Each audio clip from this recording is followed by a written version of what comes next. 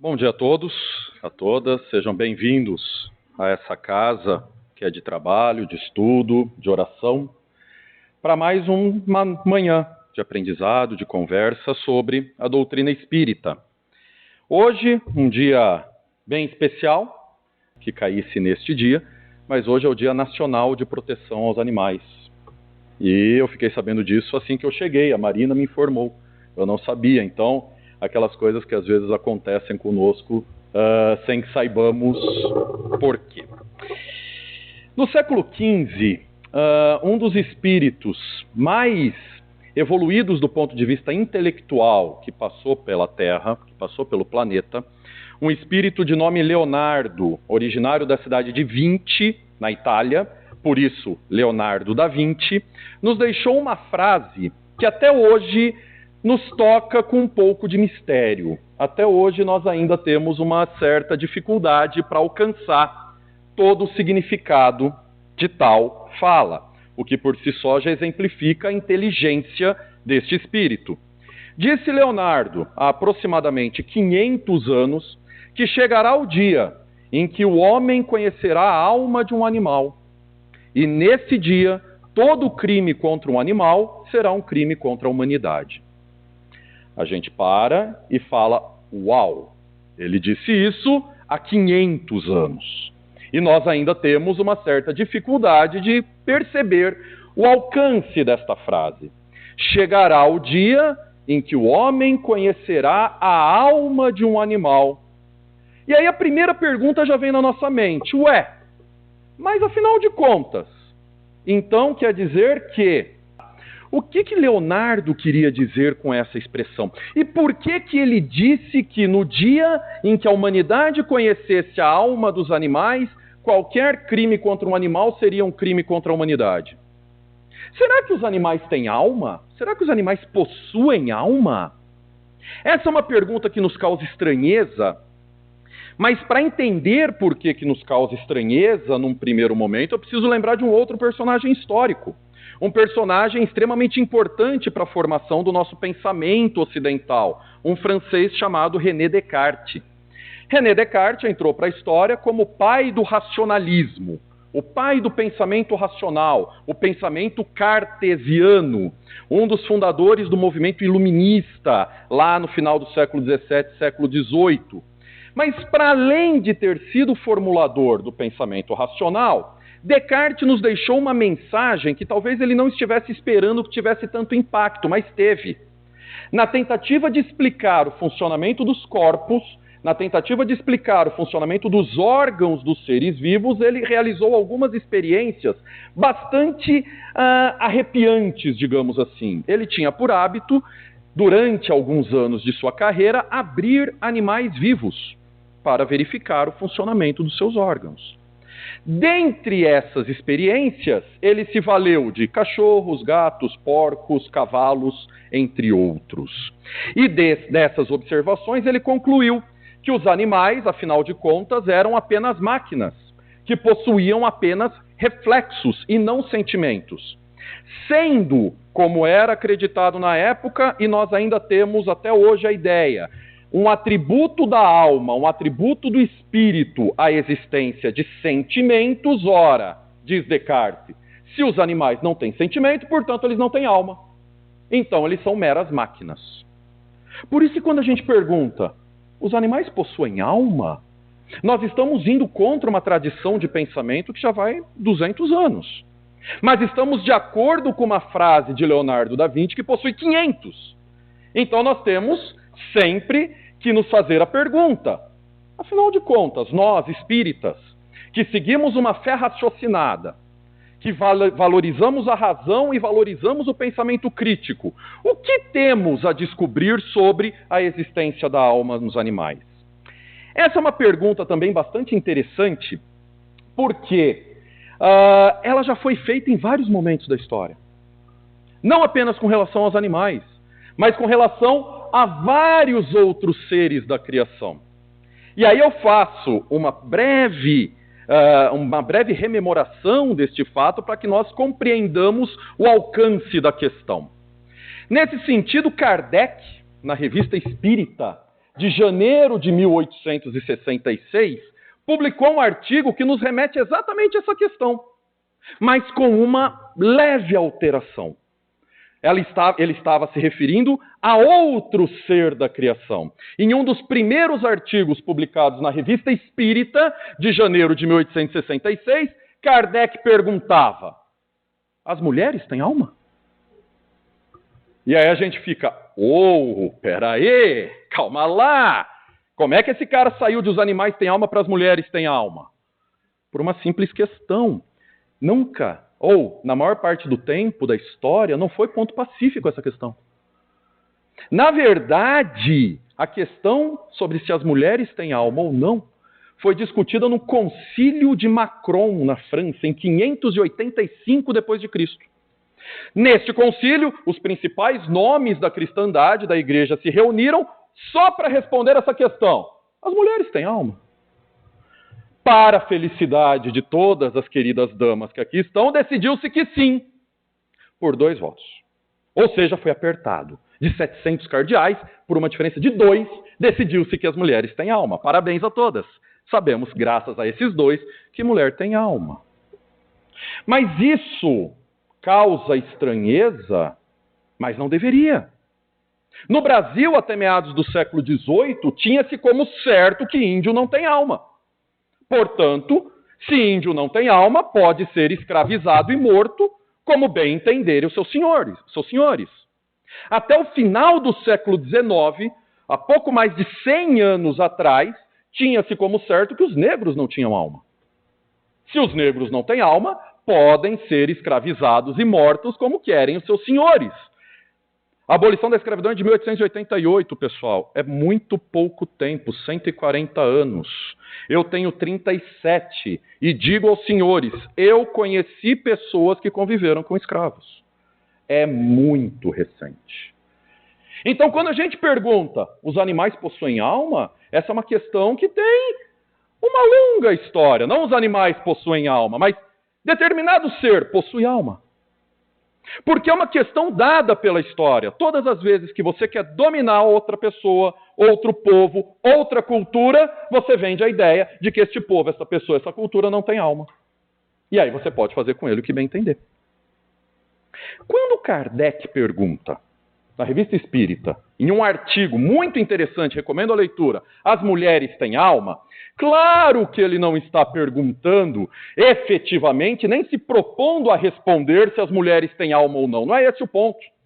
Quando você começa a ler o artigo, você percebe que este título, na verdade, é uma metáfora, é uma ironia, que ele está utilizando para questionar, para chamar atenção para o risco representado por preconceitos, que, quando aceitos sem crítica, perpetuam inverdades. Então ele se vale de uma pergunta para provocar mesmo. As mulheres têm alma? Em 1866, mais de 100 anos atrás. E aí ele já está nos chamando a atenção para os preconceitos, as afirmações aceitas sem crítica. Lá para as tantas do artigo, Kardec, mais uma vez, vai reforçar a instrução a todos os espíritas: instruí-vos, não aceitais afirmação sem passar pelo crivo do estudo e da razão.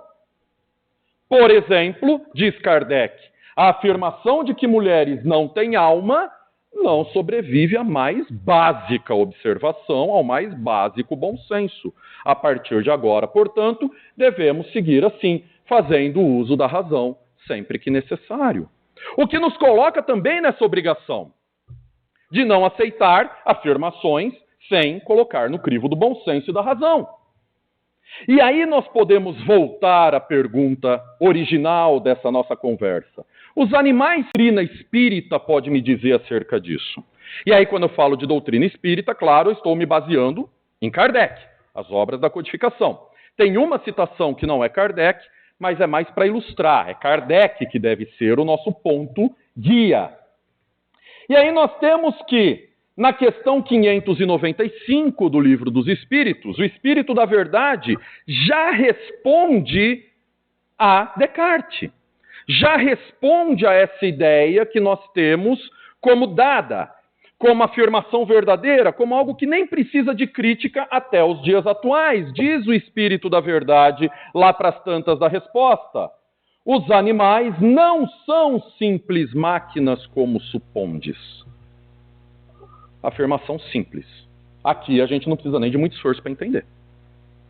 Tá, então os animais não são máquinas, ok. Então Descartes estava errado. Descartes não falou alguma coisa certa aí. Se os animais não são simples máquinas, como entender quem são os animais então? Como entender comportamentos como desse que nós ouvimos no momento espírita? Um cavalo que fica com seu senhor e seu senhor que fica com o cavalo até que ele seja salvo numa situação de risco. Como compreender muitas vezes o afeto, o respeito, o carinho que nossos animais domésticos têm para conosco? Se eles são máquinas, eles não deveriam ter sentimentos. Como que eu compreendo isso daí? E aí, de novo, é o Espírito da Verdade que nos ajuda na questão 597 do Livro dos Espíritos. Kardec, sagaz, cientista, professor, faz uma pergunta extremamente direta ao ponto. Visto que os animais têm uma inteligência que lhes dá uma certa liberdade de ação, há neles um princípio independente da matéria? Trocando por miúdos, os animais possuem alma? Princípio independente da matéria?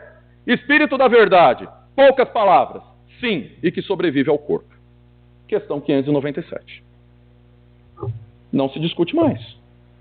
O Espírito da Verdade vai falar, claro, não está no mesmo estágio evolutivo que a humanidade, por isso que vocês devem entendê-los como irmãos menores, mas sim, possui princípio independente da matéria sim, e sobrevive ao corpo. Uau! E aí a gente já começa, peraí, se animal tem princípio independente da matéria que sobrevive ao corpo, eu estou fazendo alguma coisa errada aqui. Vamos tentar entender, tá? Qual que é a característica desse princípio independente do corpo, então? O que é a alma de um animal? O que seria, se é que é, assunto para uma outra conversa, o espírito do animal? Porque aí é uma questão diferente, com uma outra complexidade, outros pontos a serem abordados aqui. Vamos ficar no principal. Animais têm alma. Se eles têm, qual que é a característica dessa alma? Quem são os animais dentro da criação? Questão 540, Livro dos Espíritos. O Espírito da Verdade nos coloca outro ponto. É assim que tudo serve, tudo se encadeia na natureza, desde o átomo primitivo até o arcanjo.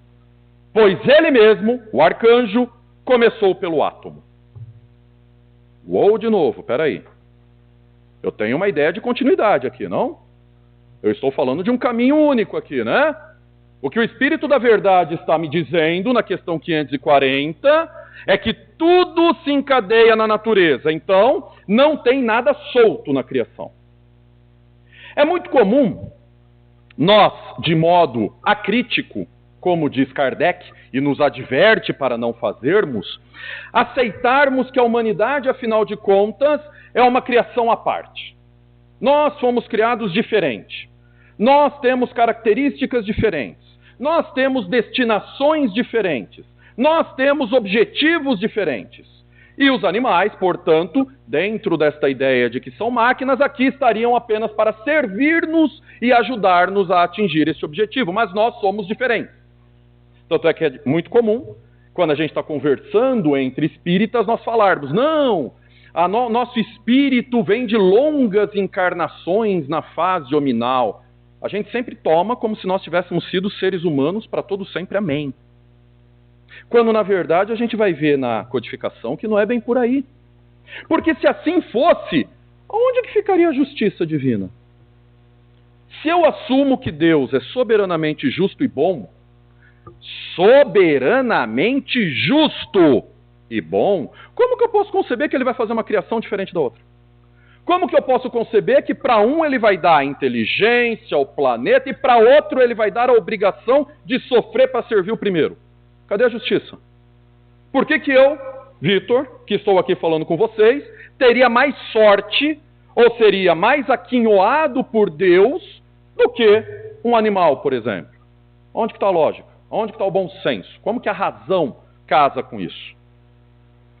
Espírito da verdade, na verdade, nos coloca uma questão que Emmanuel, e aí é a única citação que não está nas obras da codificação, mas numa obra complementar, vai abrir e não vai mais deixar dúvidas para nós. Não é assim que funciona. A humanidade não é uma criação à parte. Diz Emmanuel. E como o objetivo desta palestra é sobre os animais, nossos irmãos inferiores, sinto-me à vontade para declarar que todos nós já nos debatemos em seu acanhado círculo evolutivo. São eles nossos parentes próximos, apesar da teimosia de quantos persistem em não o reconhecer. Que coisa linda, não? Agora eu estou vendo justiça de Deus aqui. Estamos no mesmo caminho. Estamos na mesma senda. Estamos na mesma direção. A questão é que uns vêm na frente, outros vêm atrás. Perfeito! Agora a coisa começa a fazer sentido. Agora começo a compreender, inclusive, provavelmente, de onde vem a minha relação tão próxima, tão, carinhosa, de mim ser encarnado com os meus mentores espirituais, por exemplo. Porque eu sei que eles vêm antes de mim na caminhada. Eu sei que eles são mais evoluídos do que eu na caminhada. O que não é muito difícil, né? Ser mais evoluído do que eu, vamos combinar que qualquer um consegue, né? Mas é justo eu pensar, de acordo com a questão 540 e de acordo com essa afirmação de Emmanuel, que um belo dia, e eu não preciso sentir vergonha nenhuma disso porque é real, é muito provável que eu tenha abanado o rabinho para o meu mentor. Ué, ele me antecipou na caminhada. Por que eu não posso ter sido isso? Por que eu não posso ter sido animal? Por que eu não posso ter estagiado lá e adquirido conhecimentos fundamentais para a minha sobrevivência e para a minha evolução hoje no reino animal? Que orgulho é esse que me impede de me pensar numa situação que eu entendo tão inferior assim? Eu não sou um ser à parte da criação. Se eu fosse um ser à parte da criação, não teria justiça divina. E aí alguém pode dizer, não, mas peraí, aí você está sacaneando comigo, aí você está trapaceando, porque você estava citando Kardec até agora. Aí para você falar essa afirmação esquisitíssima, tu vai para Emmanuel. O Kardec diz alguma coisa a respeito disso? Sim, Kardec diz, livro A Gênese, capítulo 11, item 7. Essa passagem está em todas as versões da Gênese. Já fui atrás. O que Deus permite que seus mensageiros lhe digam, e o que, aliás, o próprio homem pode deduzir da soberana justiça, atributo essencial da divindade, é que todos procedem do mesmo ponto de partida, que todos são criados simples e ignorantes, com igual aptidão para progredir pelas suas atividades individuais. Que todos, sendo filhos do mesmo Pai, são objeto de igual solicitude, que nenhum há mais favorecido ou melhor dotado do que outros. Pronto, a Gênese, Kardec.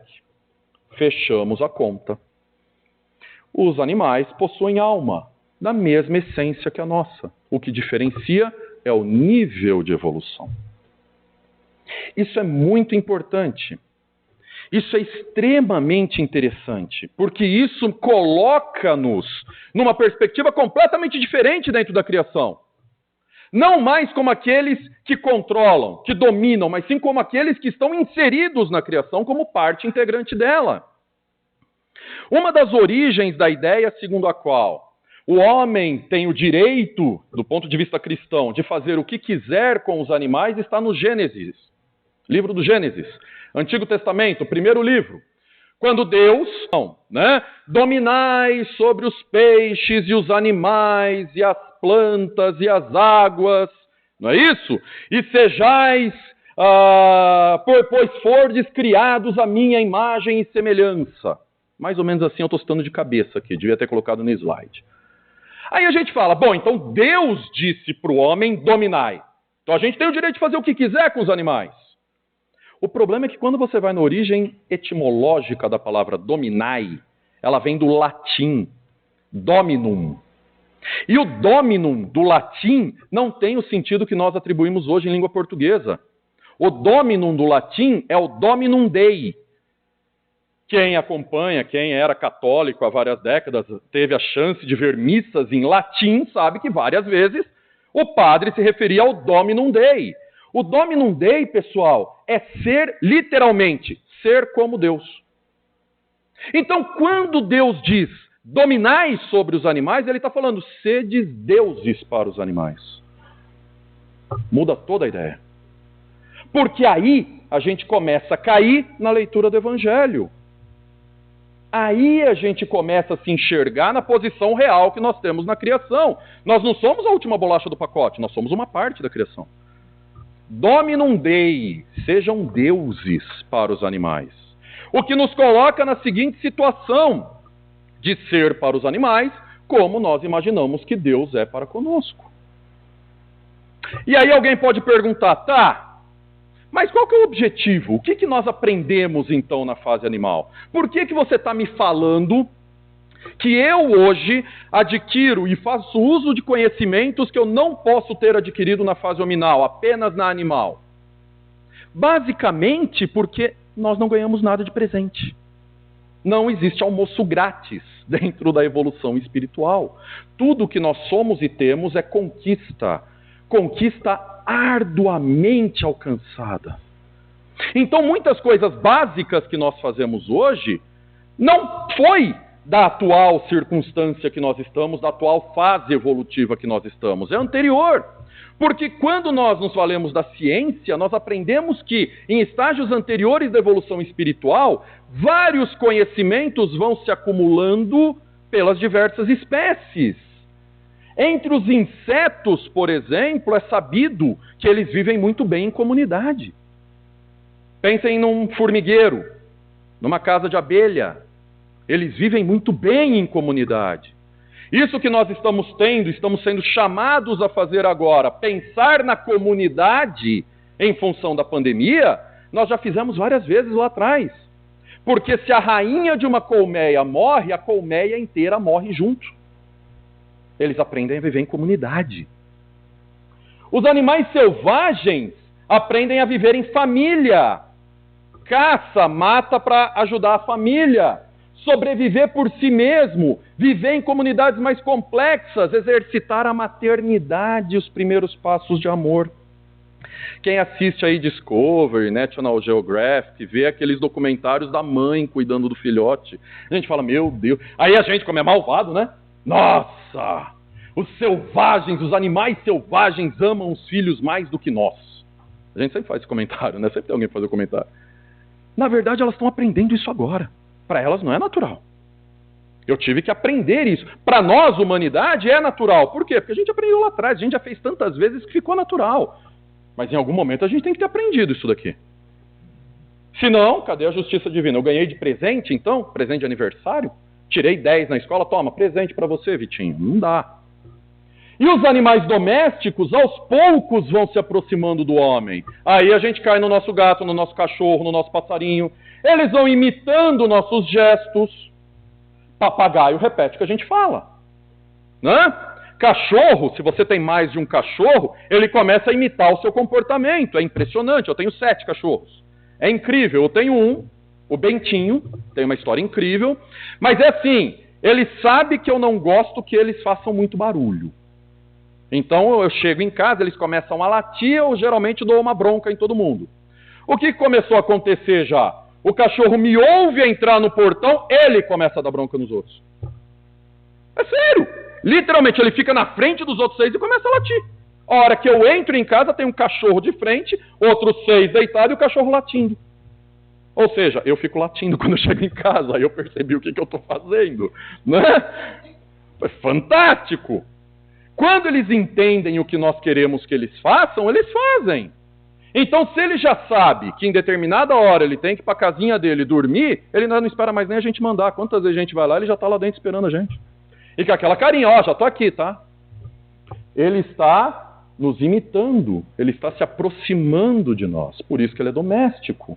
Ele começa a compreender o que é ser humano. E isso é fantástico. Acho que acontece com vocês. Mas esses meus 7 cachorros já sabem o meu humor só de olhar para minha cara. Cheguei da escola, se eu chego sorrindo, todo mundo faz festinha, rabinho abanado, pulando. A hora que eu chego já bufando, dependendo da força com que eu bato a porta, já fica todo mundo deitado assim.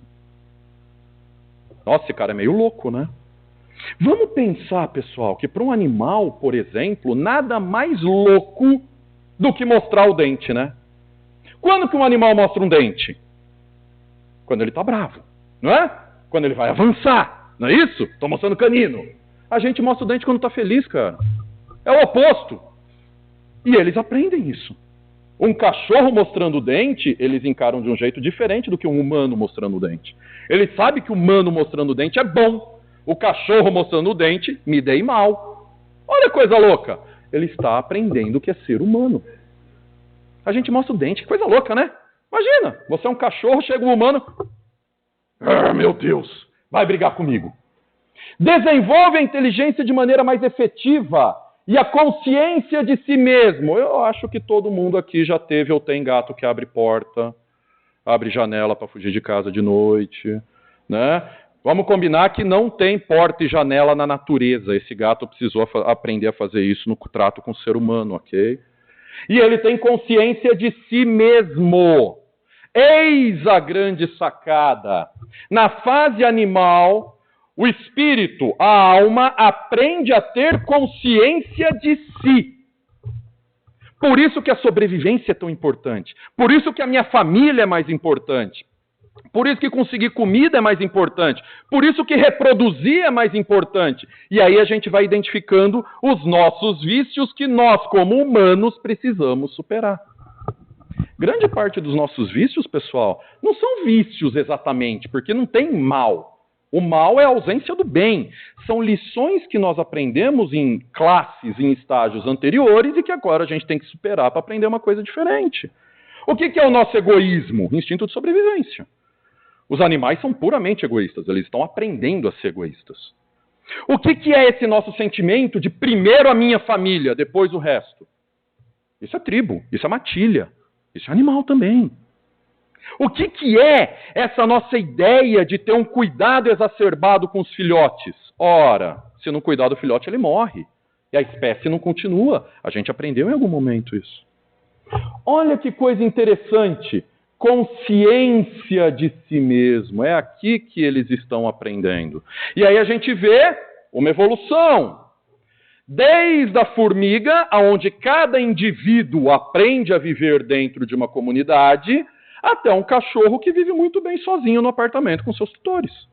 Ele está adquirindo individualidade, consciência de si. Torna-se capaz de resolver problemas mais complexos e até de fabricar instrumentos. Todo mundo aqui conhece o João de Barro, né? E a casinha incrível que ele faz para a própria família. Eu não consigo fazer uma casinha daquela bonita. A minha habilidade manual é nula, desculpa.